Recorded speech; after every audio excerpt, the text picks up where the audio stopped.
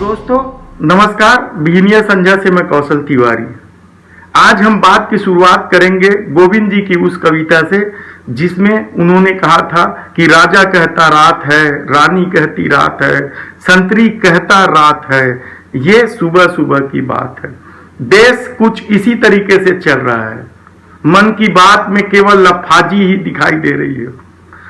समाधान या कोई राष्ट्रीय योजना की बात मोदी जी ने आज भी मन की बात में नहीं कही। वे उन बातों का जिक्र करते रहे जो 7 साल में शायद उपलब्धि नहीं, विकास की निरंतर प्रक्रिया थी। दोस्तों अभी अभी एक खबर और आई है जो हमारे सरकारी नरसंहार के दावे की पुष्टि करती है। हमने पहले ही कहा था कि इस देश में ऑक्सीजन की कमी सिर्फ इसलिए हुई क्योंकि सत्ता ने यह मान लिया था कि हम कोरोना से लड़ाई जीत लिए हैं और ऑक्सीजन बड़ी संख्या में दूसरे देशों को बेचा गया। अब वेंटिलेटर को लेकर नया खुलासा आया है।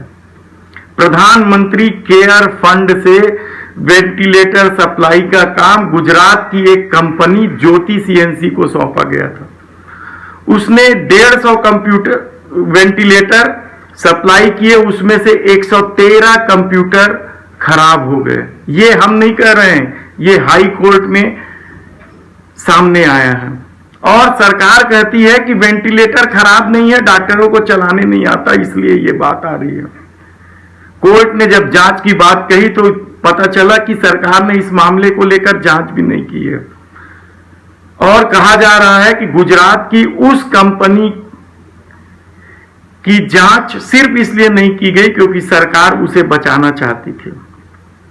विजय रूपानी ने जब इस कंपनी को ऑर्डर मिले तो बड़ा जोरदार ढंग से खुशी जाहिर की थी, लेकिन आज जब वेंटिलेटर खराब हो गए तब पता चला कि देश भर के बहुत सारे राज्यों में प्रधानमंत्री केयर फंड से किए गए वेंटिलेटर सप्लाई खराब हुए, जिसके कारण अस्पतालों में अव्यवस्था बनी और लोग दम तोड़ के मरते रहे।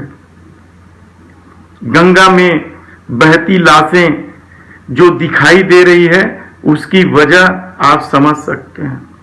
शमशान घाट में जो चिताओं की लाइनें लगी थी उसका मतलब भी आप समझ लीजिए कि सत्ता ने लापरवाही की सारी सीमाएं लांघ दी।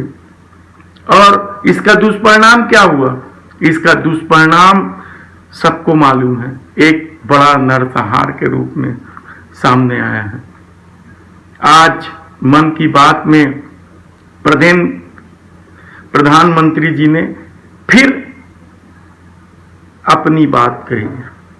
लोगों की बात सुनने को वे तैयार ही नहीं है।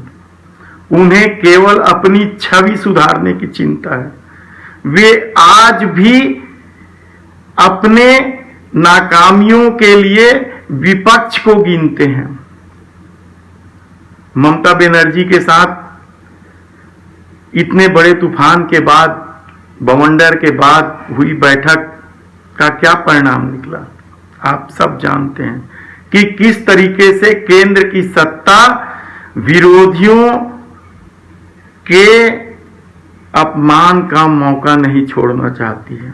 हालांकि ममता बनर्जी ने पूरी बात विस्तार से कहकर अपनी सफाई दे दी है। तब सवाल ये उठता है कि आखिर अपमान कौन किसका कर रहा है? पिछले 7 सालों को लेकर जिस तरीके से नासमझी इस सत्ता में देखने को मिली है वैसा शायद कभी नहीं हुआ। महंगाई, बेरोजगारी, आप गिनते रह जाइए इनकी नाकामियों का। सरकार के पास पैसे की कमी नहीं है। पेट्रोल डीजल से तो जो टैक्स सरकार वसूल रही है वो आसमान छूने वाली है। हमने कहा है कि रावण भी उस टैक्स से फेल हो सकता है जिस तरह का टैक्स इस महामारी काल में सरकार ने लगाई है। 23 कंपनियों को बेच दी गई है या बेचने की प्रक्रिया में लाखों करोड़ों रुपए इस सरकार को मिला है। प्रधानमंत्री केयर फंड में करोड़ों रुपए मिले हैं, लेकिन आपको महामारी के इस दौर में सरकार की दरिया दिली दिखाई नहीं देगी। 7 साल पहले जब इस सरकार को चुना गया था तो लोगों को बड़ी उम्मीद थी अच्छे दिन आएंगे। अब खुद ही देख लीजिए कि किस तरीके से अच्छे दिन आ रहे हैं। ऐसे में कांग्रेस सरकार की नाकामी को लेकर और नए सत्ता को लाने में लोगों ने जो रुचि दिखाई, उसके बाद तो बेहिस साहब का यह शेर ही याद आता है। तीमारदार तुमको ऐसे मिले थे बेहिस, तीमारदार तुमको ऐसे मिले थे बेहिस, सरदर्द बताया तो गर्दन उतार दी। धन्यवाद।